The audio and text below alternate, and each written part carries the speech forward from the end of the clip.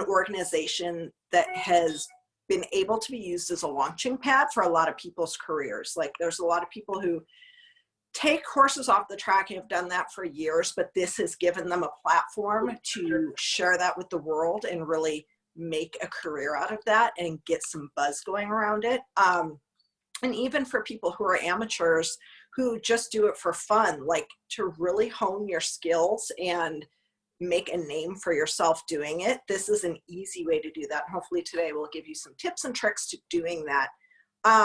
So I guess the first thing we want to talk about is your target groups. So whenever you're marketing something, and this is kind of like the view from 30,000 feet thinking, you want to think about like who you're talking to, because you would not talk to your grandmother the same way you would talk to your best friend. You wouldn't even talk to your grandmother or your best friend the same way you're talking to your dog. So you want to speak to a target group in the way that they want to receive and digest that message. So, you know, if you're marketing yourself as a trainer, or if you're marketing your horse, think about how that target group wants to receive that message. You know, if you're doing this just for fun and you just want to chronicle your journey and like show the world what it takes to get a racehorse from racehorse to show horse, that's fantastic. And it can be kind of a more casual presentation. If you are trying to make a business or have a business that does this, you might already have a voice that you use for that business when you're doing communications to boarders or advertising or social media or emails or anything. So make sure you stay in that voice, or choose a voice you want to use with your marketing and stay consistent with it. You know, make sure it's not too casual, because you want to be perceived as a professional. When you get down to the nuts and bolts, whether you're a junior, an amateur, a professional, whether you're a team competing with a horse, you're representing not only yourself and obviously the RRP, and we always appreciate you representing yourself well, but you're representing the breed, the thoroughbred breed, and you're showing people how much goes into transitioning these horses. So think about kind of that responsibility factor when you're creating your messaging and your content. What would be interesting to this audience, and also what might turn them off. For example, like I always use the rule of thumb that if I wouldn't be comfortable saying it like in front of a grandparent or someone of advanced age, like I wouldn't use profanity probably in front of them. I wouldn't use like vulgar jokes or anything. If you wouldn't do that in front of like that type of audience, or a very young audience, like a 12-year-old or something, it's probably not appropriate to be marketing your makeover journey, because it's just kind of a level above how we just interact with our own friends. Would you agree with that, Kristen? Yeah, you know, like we all have those days where your horse is a total poop head, but you don't want to like necessarily put that on your social media page, perhaps, especially if you're marketing yourself as a professional. You know, there's ways you can certainly present the real side of your journey in a way that's, you know, encouraging for your fellow trainers and, you know, helps people want to get involved. But yeah, maybe don't go advertising how much your horse is a poop head on social media. So, and that's, you know, kind of a balancing act that you'll find in your voices. What is your voice? What makes your personality come across? But then also what is appropriate. So sort of that fine line you want to stay walking all the time. Yeah, for sure. Like for the RRP, and I'm sure most of you know this, but for anyone that doesn't, so like our core mission behind everything we do is to increase demand for thoroughbreds in the equestrian world. And so one way to do that is just to show what it's like to work with them. And it doesn't mean you can't show like the adversity you come up against and the challenges you face. Like I don't at all want anyone to be dishonest or sugarcoating anything, but at the same time, like you want to get other people as excited as you are about the breed and about what goes into transitioning from the track to the show ring, and how cool of a horse you can end up with at the end of not just that 10 months, but years down the road. So when you're thinking about marketing your makeover horse, and again, we'll get into much more granular stuff in a fun way, not a boring way, but this is like the bigger picture stuff. When you're thinking about marketing your journey, you know, you're an ambassador for these horses and the breed. and yourselves. Like, you are putting yourself out there to the world as an ambassador for your horse and all the other ones that come after it. So it's kind of a cool responsibility to carry with you. I feel so empowered now. Like we have a job Go to for do. it strongly. But I mean, truthfully, like, not only does the world need really good news right now, as we all know, like, I could use more good news right now. The racing industry itself needs good news right now. And the good news is that all of you have a ready-made story to be good news. You know, we're all taking a horse that needs a job and finding a job for that horse and bringing it along. So this is, you know, a story that's like ready-made for the headlines. So, so hopefully what we go over tonight is going to help everybody get inspired to go out and share that story. So, so some of the nuts and bolts stuff that helps us, you know, obviously we're, as the RRP, we're going to promote a lot of these stories ourselves. But one thing that's going to help put you on our radar is if you go and register your horse as soon as you have it. I know for a fact some of you have horses and haven't registered them yet, because I've seen your horse on your Facebook. I talked to one of you today about this, actually. Yeah, so please, for our sakes and your own sake, get your horse registered early. Not only does that help you from a marketing perspective, put you and your horse on our radar, but it also helps us really gauge which horses are being affected by the makeover, which is the whole point of why we're doing this. I will also add to that, right now, I mean, every year it's critical to register your horses early, but this year is so unique because COVID-19 obviously has shut down all of the horse shows. It's also shut down the majority of the thoroughbred industry. Races are canceled all over, and that means these publications that publish on a daily and weekly and monthly basis are starved for content. And with everything in the world is just so inflamed and negative, and everyone's just on pins and needles, they want good stories. So the more you can push us your content, we will try to get that out there. And an easy way to do that is to register your horse. If your horse has like a unique story angle or a unique just fact, or you do yourself, feel free to send us an email about that too, just to put it on our radar, because we're scurrying. We're like ducks that are somewhat calm above and scurrying under the water. We're really trying to push out as much content as we can, not only to help ourselves, but to help a lot of these other publications that are just really struggling to put together meaningful content for their issues. Yeah, exactly. So I see Sally Roberts just joined us on Facebook. Sally is heroically going through every single horse that is being registered, and she is trying to, as best as she can, to filter all of, you know, the good stories out for us.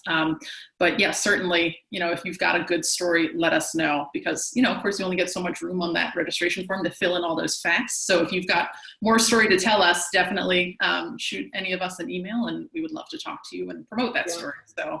As an example, if you head over, I'm pointing like you're all gonna just look out the window, head over to our RP main Facebook page, and I just shared a story this afternoon about a horse who her makeover trainer was her last race owner. So the owner decided she always wanted to race her, bought one, raced the horse a few times, and then put her into training. So we love that kind of story. The racing industry loves that kind of story. But I found that story because she filled out her horse registration form. So please, everybody, go get on that. That is your first order of business, action item, homework number 1. Go fill out your horse registration. And then also fill out your own, I think you've all filled out your own makeover profiles, but if you go onto the tvmakeover.org website and click on entries, and then you'll see the whole list of horses that are registered, and then the full list of everybody who hasn't registered a horse yet. You can click onto that and you'll see what your page profile looks like to the public. So it's important, if you have a website or a Facebook page or social media that you're linking there, if you're going to link a page to it, keep that page updated. And don't feel like you have to create a website just to have something to link there, especially if you're not going to regularly keep that updated. So only put out there what you're keeping well fed, and don't feel like you need to create accounts just to have them there. Like if you're not on Twitter anyway, and you're not interested in devoting a lot of time to Twitter, like don't open Twitter for the makeover. Like we don't need it. You don't need it. No one's ever going to be as good as Jen Royds at Twitter. So I don't know about that, but we'll tweet for you. Send us your content. We'll tweet it out for you. But yeah, it becomes very easy to spot when someone's not authentic with their social media usage. Like there's some people that social media isn't their thing at all, you know, but for most of us, we gravitate toward at least one platform, if not 2 or 3. So use the ones that you're most comfortable with, and tag us anytime there's something that you want to make sure we don't miss, that we might be interested in cross promoting on one of our other platforms. Like you can tag the Retired Racehorse Project, you can tag the hashtags like TV Makeover. Kristen, you have a couple other hashtags too, right? Oh, I got a soapbox on hashtags and tagging. So unfortunately, the way that Facebook pages works, it actually makes it really difficult for me to find if you've tagged Retired Racehorse Project on Facebook. It'll just show us like, here's all the people that tagged you today, and I can't click through to those individual people. And it's super annoying, and I don't know why they do it that way, but it's just the way it is. So the best way for me to find your content on Facebook, of course, I'll try to screen through as much that comes through the trainer group as I can. But if you use hashtag, so # TB Makeover, that is our official hashtag for horses in the makeover this year. And of course, make sure your content is public. If you've ever tried to share stuff, yeah, a lot of people will share their stuff that's like limited to friends only into the trainer group, and then I have to delete it because all I see is content not available, which doesn't do us any good. So if you have stuff that you want us to share, make it public first, then hashtag TV Makeover. For all of you makeover veterans, I love that everyone's really proud of their makeover horse. The hashtag grad brag is very cute and it rhymes and I love it. And we are not the only people that use it, unfortunately. So it makes it really hard for me to go back on Instagram and Facebook and find that post later, because people bragging about their high school graduate are also using hashtag grad brag. So that's why I keep emphasizing, like, please use TV Makeover Grad, because we're the only organization using that hashtag. And then I know that if I see stuff, you know, on Instagram or Facebook or whatever with TV Makeover Grad, I know it's a makeover horse. And then also to that point, if you're going to post like Star jumped 3 foot for the first time today, that's wonderful. And I'm really happy for you, but I don't know who Star is. So anytime you're using our TV Makeover hashtags, please include your horse's jockey club name, because that makes my life much, much easier, because then I don't need to ask you what his jockey club name is. You guys have probably noticed this already, but on the Retired Racehorse Project social media, we always share all of the horses' full jockey club registration information. We try to share his breeding, his breeders, maybe his racing connections, where he was bred. In case you haven't noticed yet, the RRP celebrates the horse's racing past. That's a really important part of the equation for us.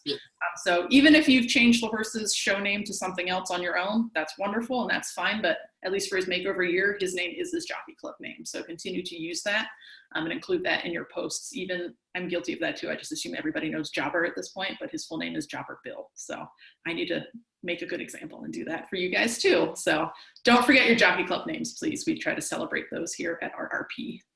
Yeah, and speaking of the racing industry, so like Kristen said earlier, the RRP, like a lot of what we do is to hopefully create synergy between the on-track and off-track worlds. We're big supporters of the racing industry and they're big supporters of us. So we encourage you to get involved with like researching what your horse did on the track and reaching out to their connections and really celebrating what your horse was before he got to you and all of the people who helped get him there. Like, it's so funny if you think about these horses before the day they were born, someone put so much thought and planning and money and time into just the idea of that horse on paper with pedigree research and everything. They poured hours into researching pedigrees and matings and all of that. And then they waited 11 months for that horse to get here. And then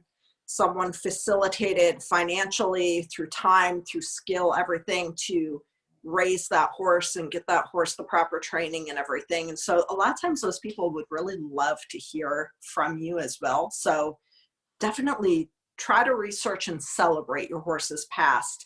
And another thing that we run into a lot, I don't know if you guys have come across this as well, like sometimes people will talk about their racehorse as a rescue horse, saying, you know, they rescued their horse and are pointing it toward whatever, or it's an off-track thoroughbred that they rescued from the track.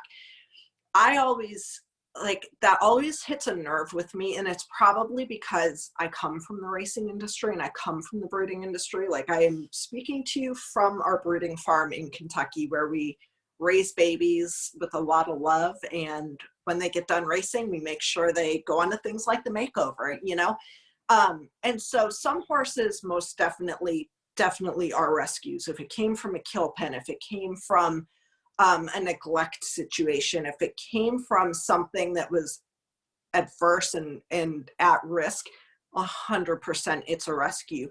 But I'd encourage you not to throw that phrase around unless it truly is a rescue, because it tends to do a disservice when used inappropriately to the rest of the thoroughbreds who aren't rescues, as well as that one. So that's just something to keep in mind as well. Yeah, good point, Jen. So, and if anybody has questions about that, definitely ask us now. We haven't had any questions yet, but if you guys have any concerns or you're not sure if your horse is a rescue, just shoot us an email and we will happily for sure hear you. Awesome. All right. So I'm going to talk a little bit about social media, which, confession, when I first graduated college and had my first job managing social media, I was like, this is a dream job. I just get to be on Facebook all day. And it's not quite as much fun as it used to be. But but over the years, I've learned a couple of things about self-promotion on Facebook, which can both feel like very weirdly ungenuine, but is also a really good way to put yourself out in a genuine way. You do have to kind of decide what voice and personality you want to portray, especially if you're gonna, let's say, open up a page for your horse, which I know a lot of people do. You know, every year I'm always excited to follow the next group of, 2020 TV makeover so-and-so, a whole array of them. And, I like and follow all of those. One thing that you kind of lack with that is half the time, if I followed that page, I don't always know who the trainer is. I might just know who the horse is. So making sure that your personality as the trainer continues to come across, as well as, whatever personality your horse is developing, is really critical, because that's what's going to connect you with your followers, is that sort of intimate personal connection. Like, people want to know who you are, and they want to feel, like, oh, that person's like me. I want to follow them and support them on their journey. So sort of developing that voice is pretty important. And just think of it, this is what Jen was saying a little bit earlier on what kind of voice you're putting across if you're talking to your grandmother versus your friend. I try to talk to my social media followers with my Jobber Bill page, kind of like how I used to talk to my students when I was coaching professionally in a college, because that was just like a nice rapport that I felt I had with my students. So if you have students and you have a good rapport with them, maybe treat your page like you're speaking to a ring full of your kids. If you're an adult amateur, maybe you want to just portray your page like you're talking to your friends in the barn aisle after a lesson. There's a couple different ways you can do that, but that intimate personal connection is really what social media is good at helping you do. I'm just going to pause because I see we have a question. How would you, this is a good one, Lindy. How would you balance what's going on in the world with the amount of social media we use? I'm very sensitive to the fact that many either can't get to their horses right now, or they frown upon the fact that I'm still riding. And that's a fine line right now. That's a really good question. So, and if Jen, if you have anything to chime in with, definitely leap right in with that. And I'm also sensitive to that because I know, like, personally, and Jen too, you have your horses on your property. I have my horses on family property that I'm allowed to get to. So I'm like, here I am going for a ride. And I do know that a lot of, trainers this year and friends of mine can't get to their horses right now. And I really feel for them. So that's something I'm also navigating as well. Yeah, and I am too. I think we all are, because we also don't want to make light of, like, enjoying our horses while someone else might be sick or have a close friend or family member who's sick right now. And so I think it's just, if it feels like it's a little bit braggadocious or like you're flaunting the fact that you're getting to do something others aren't, like, I always think, when in doubt, don't post it. If I'm questioning whether I should, I probably shouldn't. So you can definitely find something to post every day. And people are on social media so much more right now than they normally would be, just because they're stuck at home and they, like, that is escapism, you know, just like Netflix and everything else. And so posting something every day, I think, is great, but it could be like an assessment of what you did rather than a video of what you did, if that makes sense. Like maybe instead of showing a riding video of yourself, maybe you do a little selfie video and just, you know, do 30 seconds on, had a really good session with my horse today. We worked on this and this. I'm really thinking about everyone who isn't as lucky as me to be working with their horses right now, but, you know, would love to connect with you. Comment below, you know, something like that. So you're always sensitive to your audience, but at the same time, you still want to chronicle your horse's journey and you're making progress. Or if you come across, I will say too, Kristen and I have been talking a lot about this. If you come across ways that people can continue to work with their horses or work on themselves to prepare for when we can get back in the show ring and get back to working with our horses, share that kind of stuff on your social media too. Like it could be something as simple as, you know, I did 100 crunches today, trying to keep up my core strength so it's not as much of a grind when I'm getting back in shape for show season, you know, something like that. There's tons of content that you can put out there, but I think you're very right now to be cognizant of how it might come across to other people, for sure. Yeah, really good question, Lindy. And I think, you know, I think it's good that you're sensitive to that. But I think, like Jen mentioned, you know, you can acknowledge that, like, hey, I know some of you guys out there can't ride, and I feel really, you know, I feel for you, because I'm the same way. Like, I feel for all of my friends and, you know, all the trainers who might be stuck at home and can't even get to the barn right now. So, but then keep in mind too, that you can use your own page or your social presence, you know, you're a source of information too. So even if you are an adult amateur and you're not a professional, or even if you're a junior, maybe with aspirations to be a professional someday, you can use your own social media platform as a source of information. So, you know, going back to what we were saying before, that you're an ambassador for the RRP and you're an ambassador for the breed, for the off-track thoroughbred, you know, maybe space out some of those, like, look at what we did today posts with some, you know, factual information, or like, here's a challenge and here's how I address it, or here's a really cool unmounted exercise I did today. So some of you guys who can't ride, maybe you can also give that a try. So, so yeah, think of it, you know, you're not only chronicling your own journey, but you're also using this as your personal platform to kind of share what you're working on and, you know, what you're good at and what you know, of course, in a helpful, constructive way, not in a let me teach you a lesson today kind of way. Yeah. Nobody likes a gratuitous lesson, so. True. Another thing that you can do, like, because some of it is just basic, like creating or churning out content. It doesn't always have to be organic content. It doesn't always have to be a video or a blog post by you. It might be an article that you read that day that really resonated with you or really had some good takeaways. And maybe you share that on your horse's makeover page, because that is definitely contributing to your journey. So it doesn't just have to be the like fit in the box, this is my session with my horse. You can really use that as a platform to provide information, to be a leader, to set an example. Yeah, great. So, and then of course that goes back to, you know, developing your own unique voice. And then, you know, the message you want to be putting across. So, but Jen mentioned doing some sort of a daily post. And I think that is also really critical, is to, and I keep telling people, like, feed your social media. They need feeding every day, whether like it's Twitter. Fish. Yes. Yeah.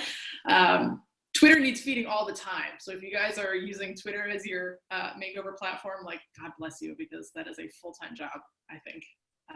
Hey, if you are, by the way, connect with me on Twitter, since Kristen gravitates to Instagram and Facebook for sure, and I tend to gravitate more toward Twitter. So @JenRoyts is my Twitter handle. Feel free to reach out to me, because I also try to feed that to the media as much as I can as well. I tagged you in something on Twitter once and you didn't retweet me, so. I'll go back and find that. It was just a gift that was when Jen Wright tells you look pretty today, and it was like E.T. and all his makeup, but that's retweet that. I love that. That's actually one of my favorite tweets ever. It made me feel special. Anyway, yeah, sometimes Gen Rates will just tell you look pretty too. So that's always a plus to friend her on Twitter. So, but yeah, Instagram, I try to just feed mine like once a day or once every other day. If I haven't, it's been raining and I haven't done anything Insta-worthy. Facebook, I unfortunately am a little guilty on my horse pages of not feeding that as often as I should. But when I feed it regularly, that builds your engagement. So engagement, of course, is how you reach people. Engagement is not just like likes and loves, but also comments and shares. So you can bait that a little bit by, doing things like, this is what I worked on today. What did you do today? Tell me in the comments. But sometimes you can sort of like a little more organically develop a discussion as well. So, kind of figure out a balance for what works for you. And of course, for how much time you want to put into it. If you are not the kind of person who maybe pulls their smartphone out all the time, like maybe you're just going to skip the social side of it, and maybe you'll just work on more traditional forms of media, which is totally fine too. We're not here to tell you like you must have a Facebook page, because just don't do it. I was gonna not suggest, but say that too. So like for me personally, I'm on Facebook, but Facebook gets on my nerves, to be totally honest. Social media does. I feel like I do it a lot for work, so I tend not to do it as much personally. So if social media doesn't drive you, you don't have to have a page for your makeover horse. You can just share them on your own page, him or her. Sorry that I keep saying him. Him or her on your own page, and like, maybe once in a while tag us through there. Make sure your profile with the Retired Racehorse Project is up to date. But if that's all you want to do, that is totally fine. Do what works with your bandwidth and your interest level. Right. Yeah, we should have put that disclaimer on early. Like, none of this, of course, is required. You can just train your horse and come in October and have a great time, and we will love you for it too. But if you want to, market and make the most of this marketing, certainly. And if you're already accustomed to social media, like, go for it. So yeah. But yeah, like with social media, people want to back something that they feel like they're personally connected to. So if you're getting your personality across, in a good blend of, setting the video up in the arena so that people can actually see what you're working on, and then the between the ears shots. Like, most of my social media is between the ears shots because I don't have a photographer on retainer to follow me around the pasture, and it's a huge shortcoming in my life. But if anyone is bored and would like a job, you're hired. You can come run around on the pasture behind me. But yeah, just keeping a good balance and keeping your social media work, and letting your voice come across. We have a lot of dogs here, and I don't know how they all ended up back in the house.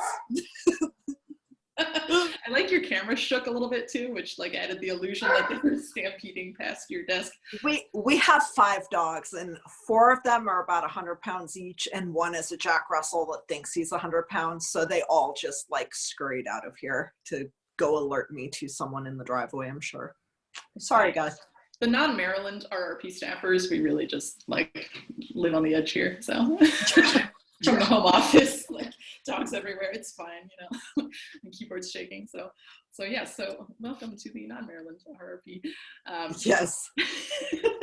Do you want to transition on to marketing their horses? You bet. Since we were kind of talking about marketing already.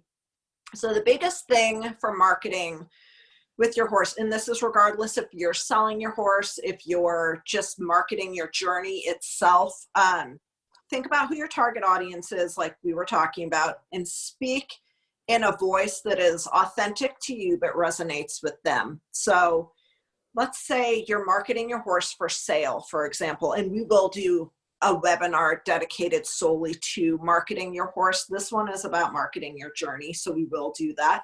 But let's say you have your horse for sale and you're a professional.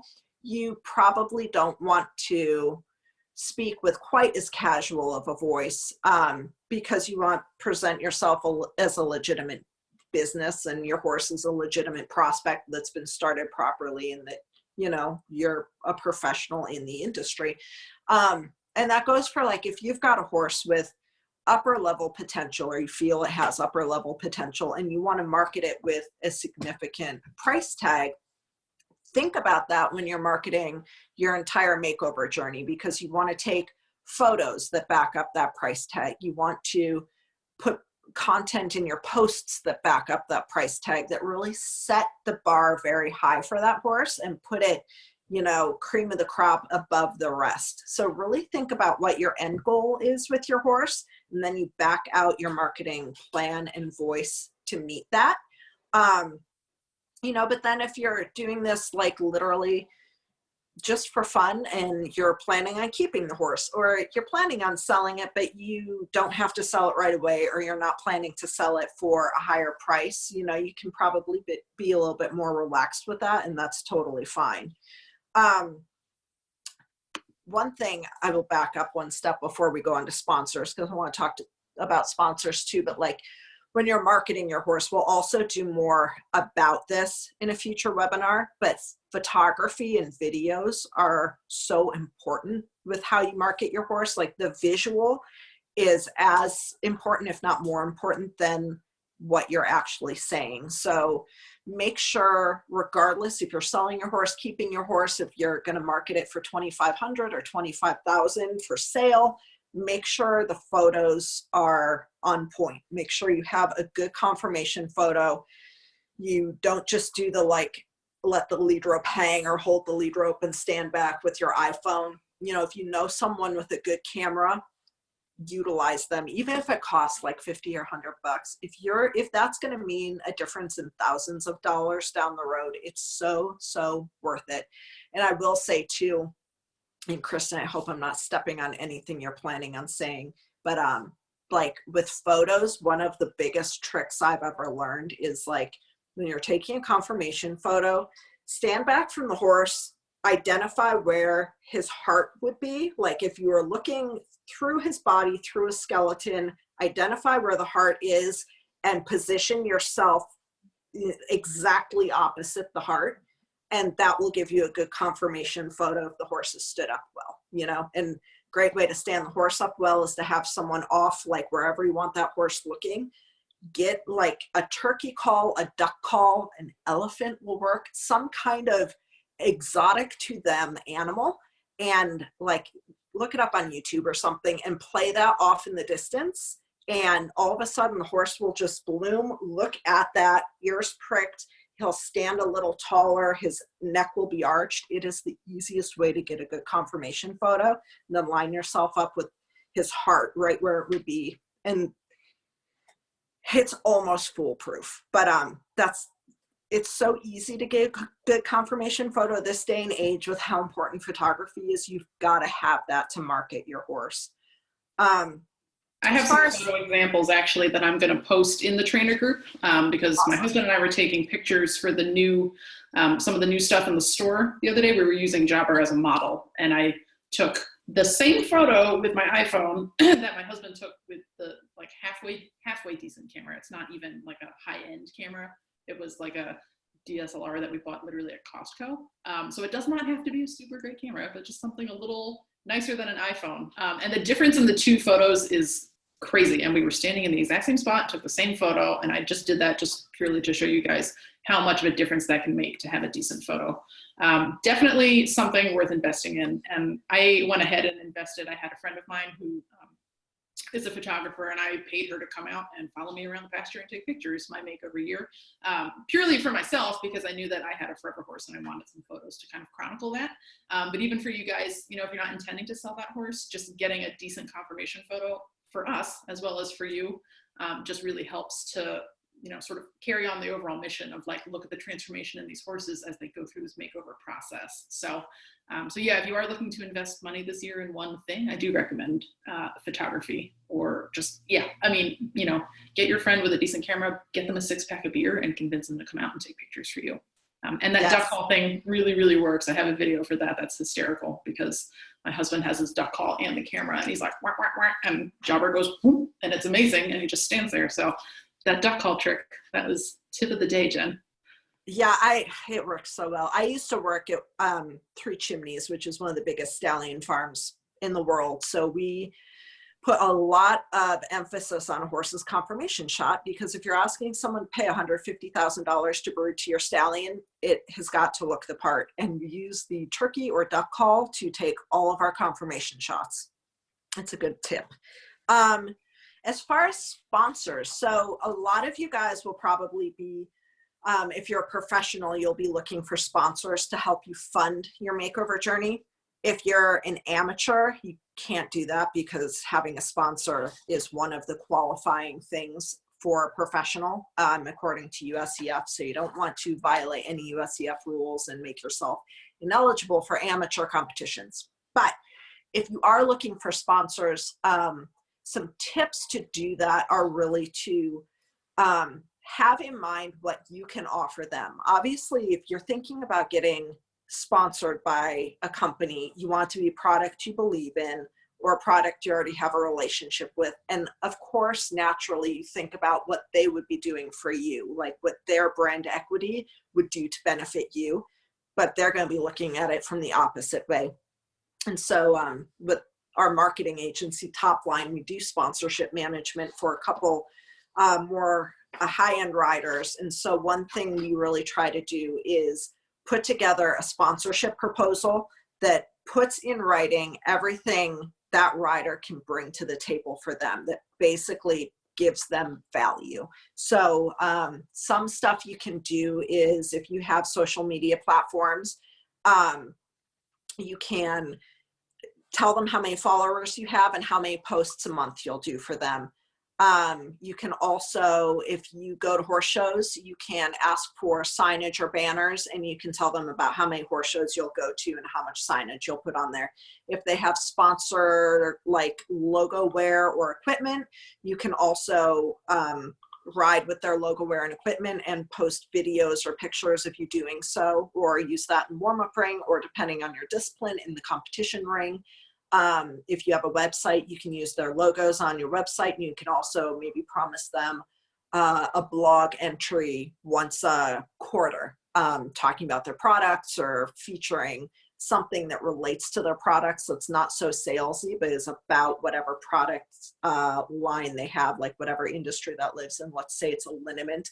You can do a blog entry about how important using a liniment post-exercise on your horses are, and then you can use their product as an example. So there's a lot of ways you can approach sponsorship, but you should definitely have a predetermined plan and proposal that you can offer to the sponsor company to propose you as a sponsor. And to be totally honest, especially in the climate that we're in right now, the companies will probably want to start with a product swap versus hard cash sponsorships, but that is a starting point. So if you can get that, jump on that, and hopefully you can show them how valuable sponsorship is with you, and they will want to build upon that. But if you have any sponsorship questions, I'm always happy to answer them. But think about like making a list. The way I would approach it, make a list of all of the products that you use and you believe in, the brands of clothing or athletic wear or equine supplies or grooming supplies or equipment that you use, and send that sponsor a proposal introducing yourself. If you can use visuals, if you have good photos of yourself competing, even better, a bio on yourself, and then a proposal on what you're offering as far as a sponsorship agreement. It's a really professional way to put yourself out there, and that usually gets, if nothing else, at least it gets a response. And I'll also say a no is better than no response. Even if you can get a no, you have started the conversation with them and you have initiated a relationship. And if nothing else, you can keep in touch with that person in a non-annoying way periodically. And hopefully eventually you can evolve that no into a yes. So to clarify one point that Jen mentioned, so if you compete in USEF, of course you have your amateur rules and you cannot have a sponsor. If you don't compete USEF, but by every other rule in USEF rules, you're still an amateur, you can get a sponsor for the purposes of fundraising for the makeover.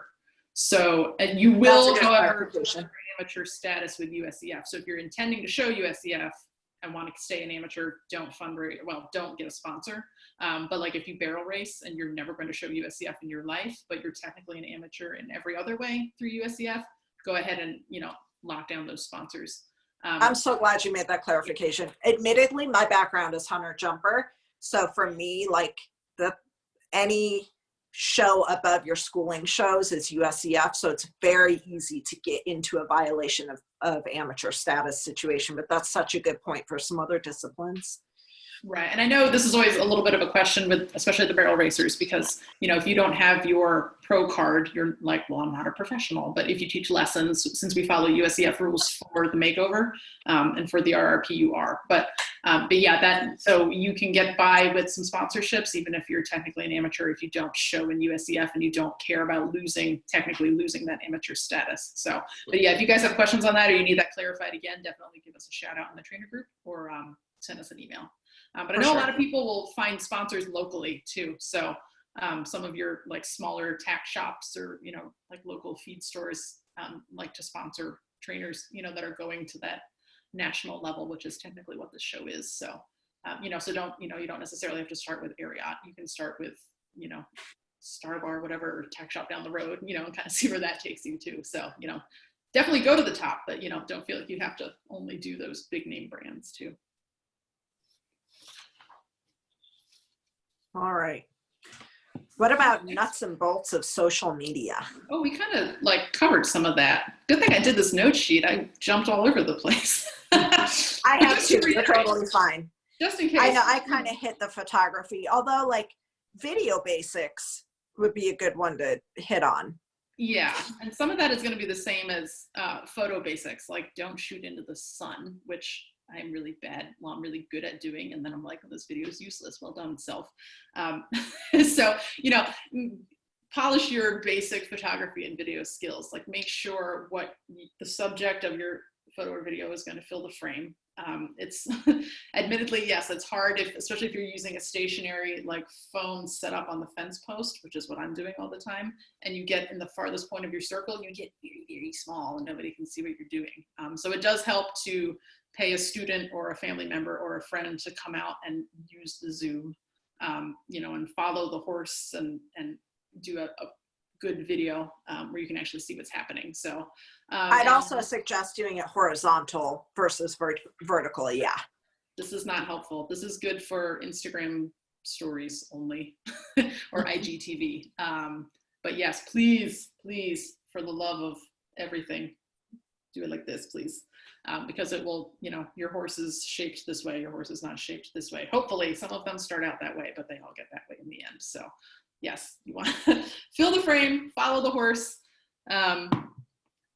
You know, don't be like way above or way below. You want to be on the same level as Western people. I know we love the booty shot, but it's not flatter. It's not, that shot was designed for quarter horses. That was not designed for thoroughbreds. When we take a confirmation shot, we want to see the whole horse.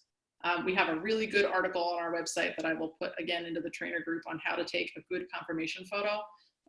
Western folks, just please, for me, I'm a Western person, just abandon the booty shot for this year. Like, just don't do it. It doesn't work for the thoroughbreds. I swear it makes them look more angular. Save that for year 2. So everybody go look at Claire Mansman's horse, Buff Dude. Like, he's got the booty for it. But unfortunately, that's the girl who just posted a booty shot of herself on social media the other day. You're fun. I knew you'd know what I was talking about. I'm not a thoroughbred though. It's fine. She posted this amazing photo of her kissing her horse, modeling one of our new RRP shirts. And it's her from the back and also wearing her chaps, looking as authentically Western, cool, equestrian as you possibly can. But it's also a total booty shot. I love it. Comments I've gotten on that alone. Anyway, okay, so I'm a bad example, but for your horses, please take from the shoulder. You know, we want the whole horse. And I have jumped all over. I think we covered everything else in that section. We did, yeah. A little bit on video, you know, just think of the purpose of the video you're showing. So again, going back to if you're trying to present this as a sales horse with upper level potential, the fun, goofy video that shows his personality isn't necessarily going to sell that horse to that upper level home. They are really fun. So if you are looking just to, you know, engage with your followers, it's good to mix those videos in. But that's not necessarily what you're looking to sell. So just think of the purpose of the video and what you're intending to achieve with it.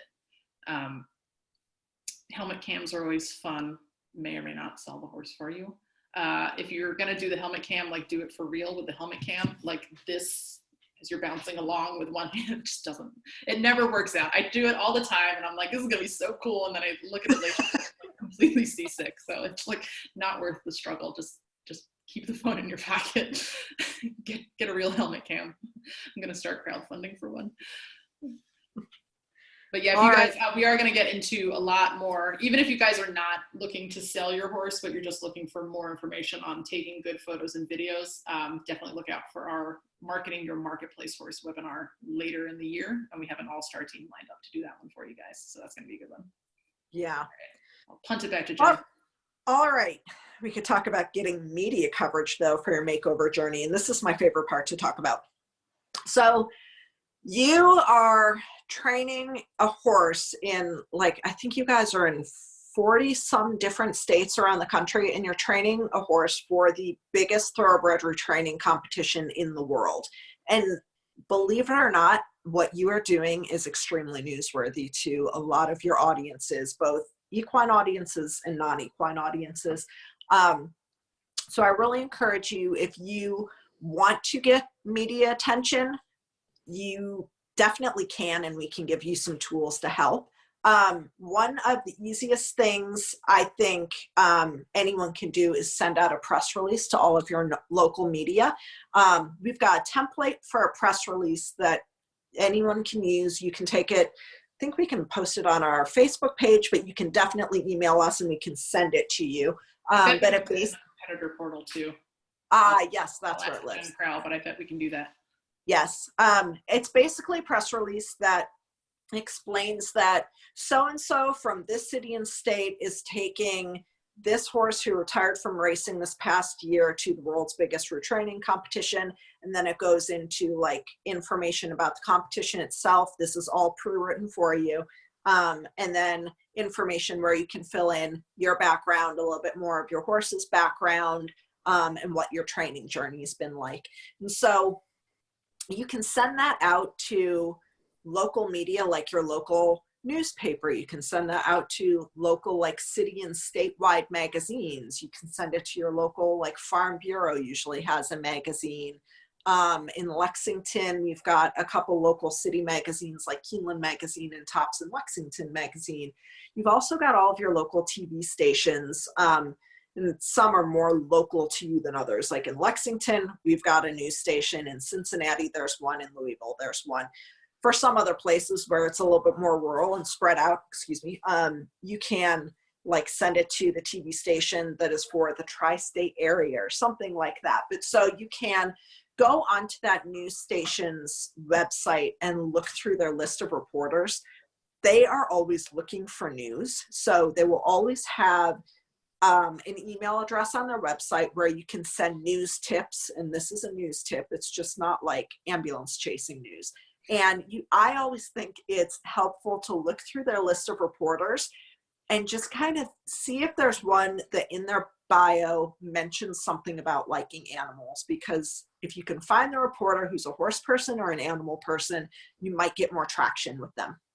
But so what I usually do is I put together a little press list for myself. So if you're going to send out a press release, you need people to send it to. So I make a press list or a media list, and I do it in Excel. It's really boring, but you write down or type in all of the publications, news outlets, TV stations that you want to reach out to, and then all of the email addresses for those. And then I always try to get personal email addresses like that reporter who likes animals instead of just the info email address. The info one will work too, but it's always better to have a contact.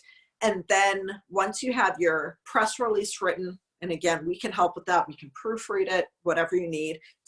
I send an email to either the media list if it's a general email, or I really prefer sending an individual email to each person so you can personalize it to them. No one wants to cover news that they think someone else is already going to cover. So like if you're sending a blanket email to 10 different emails on your press list, BCC them and just send it to yourself and BCC them, because that way they don't know that all of their competitors have gotten the same thing. But I think if you've got the time, it's wise to invest a little bit of time into emailing each one of them personally. When you send a pitch to do something too, like if you don't want to send a press release, but you just want to send a story pitch. So basically a story pitch is like just a heads up that, hey, here's an idea that might be newsworthy. Let me know if you need more information. You do not want to send a long story pitch with all of the information, because the more, like the longer that email is, the less likely someone is to read it. So a good story pitch, let's say you're pitching your local NBC or ABC or CBS affiliate, like in Lexington, it's WLEX, WKYT, WTVQ. Let's say you're pitching them to see if you can come on their noon show to talk about your makeover horse and your makeover journey.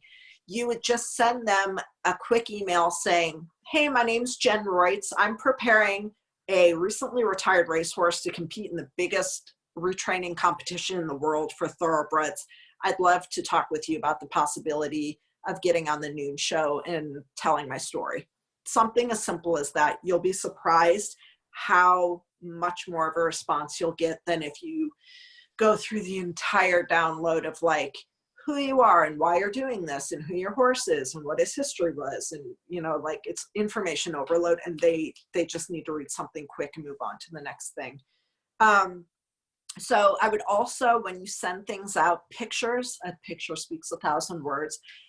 News, whether it's in print, whether it's online, or whether it's on TV, is visual. They will always choose a visual story over one that is just text-based. So make sure you send like a picture of your horse, or a quick, not a long, but a quick, like maybe 30-second video of what you're doing with your horse. Or you can always send the video that's an overview of what the makeover is. We have that on our YouTube page. We've got that in a couple other areas as well, like on Facebook, but also Kristen and I can always send it to you as well if you can't find it.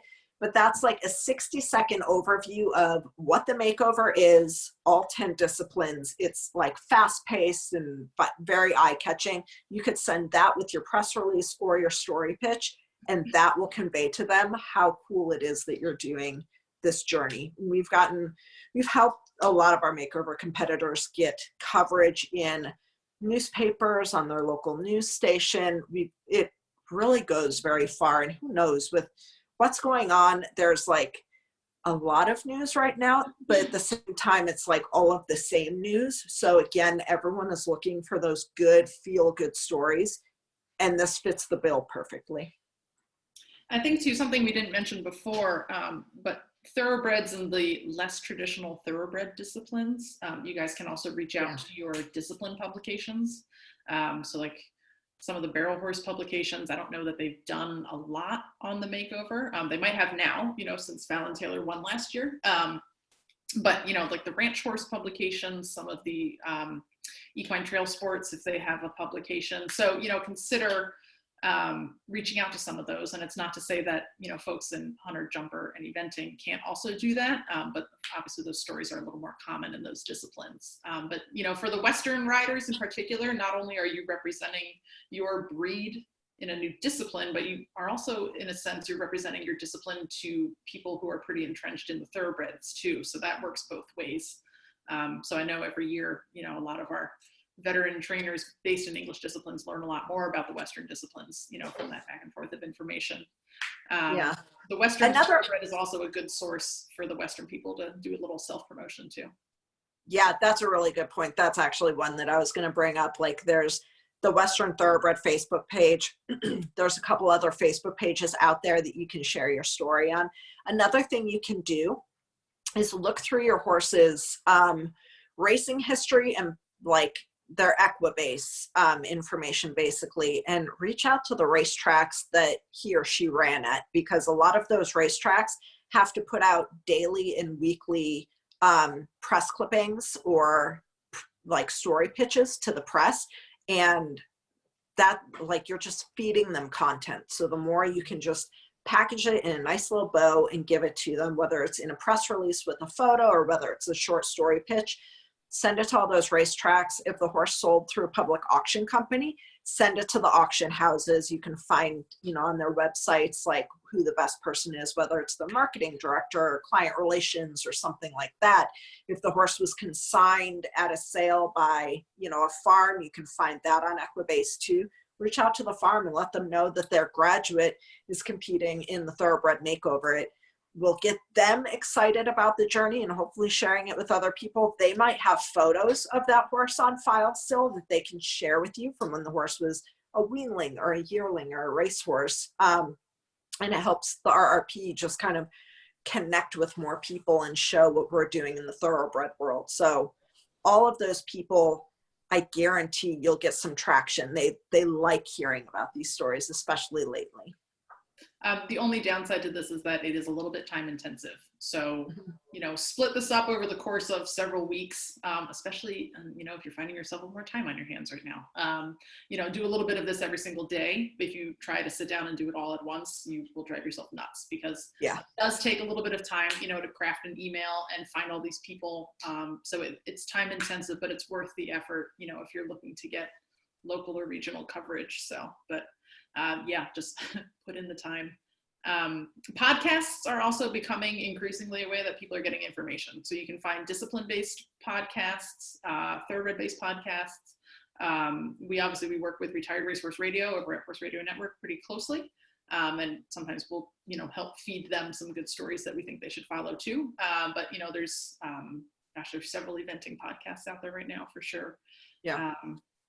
So don't be afraid to think outside the box. So I think I might end up pitching my own story maybe to American Cattlemen this year, because I'm using thoroughbreds for ranch work. So, think outside the normal box of like the Chronicle of the Horse in my local newspaper, because you can take this in a bunch of different directions. So there's also racing story that everybody wants right now. So yes, for sure. There's also racing podcasts and radio shows out there like Steve Bick and Horse Racing Radio Network, and they love hearing about this kind of stuff too. So don't leave them out and don't underestimate that side of it too.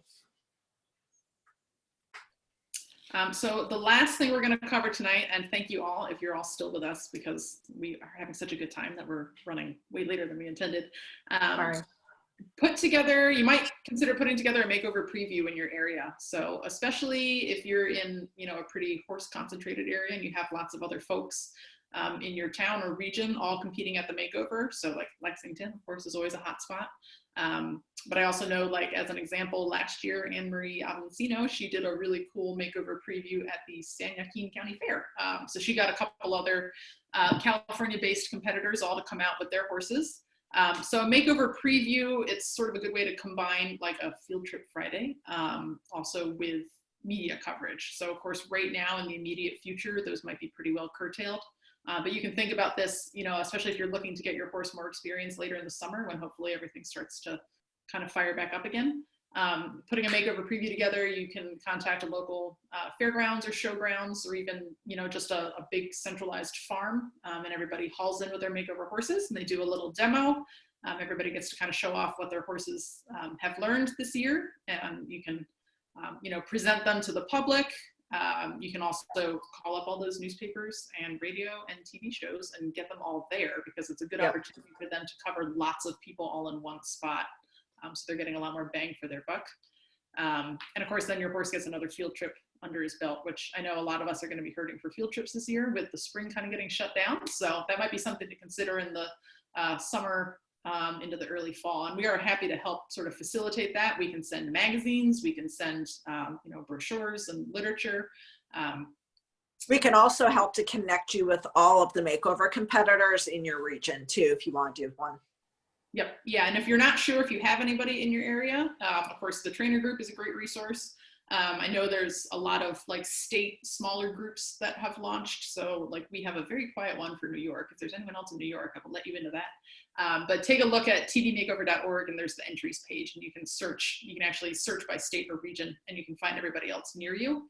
And that's a really good place to start. So you can figure out who else is nearby. And of course, from a training perspective, that's also a really good way to connect with other people in your area and maybe get together to do some stuff, train on obstacles or use each other's jumps or use each other's facilities. So I know that's kind of a win-win for everyone, especially as we're all hunting for field trips this spring. So yeah. So that was a lot of things we all threw at you for an hour, but this will be recorded and that'll be available again in the competitor portal and on our YouTube channel. And then of course it'll be here in Facebook as well, for you guys to come back and rewatch, watch snippets that are useful to you. Real fast pop quiz for everybody. What's the name of the organization? If anybody's watching live, just type it in. And then what's the name of the event that we're all going to? I know the answer to both of these. Well, you don't. Anybody, type. Oh, all right. Somebody's setting up a field trip already. Good. Okay, I'm going to go ahead and spoil it for you. The organization is the Retired Racehorse Project, or the RRP. Oh, floater. Thank you. Someone responded on Zoom. RRP, the RRP, or the Retired Racehorse Project, is the organization, and the event we're all going to is the Thoroughbred Makeover. A lot of people are like, we're going to go to the RRP, and that's great, but that's actually our office in Maryland. You don't want to ride a horse there. It's a very small parking lot, not a lot of room. The event we're going to is the Thoroughbred Makeover, so keep that in mind as you're promoting things. It's been much easier, I think, over the years. It's developed as a horse being RRP eligible, and it's a very easy acronym to throw out. But unfortunately, it's the makeover that we're going to. So horses are makeover eligible, not RRP eligible. So should have covered that in the beginning, but we forgot, so we're covering it now. Better late than never. But Yes. yeah, if anyone has any questions after this, we are both available on Facebook. We're available on our emails, which you can find on the RRP website, or reach out to us if you know us in other ways as well. But we're here for anything you guys need. We're happy to help. There were some other resources that we mentioned we're going to put into the trainer group and into the competitor portal. If you're looking for those immediately tonight, they might not get there right away, but we'll do our best to get on those in the next couple of days. So we'll be putting in the forum press release if you guys want to borrow that and send that out. And of course, I've got some other photos and videos to show you guys just to drive home a few points. But yeah, you can find this video again, and definitely feel free to ask questions. I'll try to keep track of the questions after the fact. If I don't see your question and it's really a burning question that you need answered, just put it right into the trainer group and you can tag me there or shoot me an email. So, but thanks everybody for coming and hanging out with us tonight, and hopefully everybody found something useful out of this. Yes. Have a good night, guys. Bye-bye.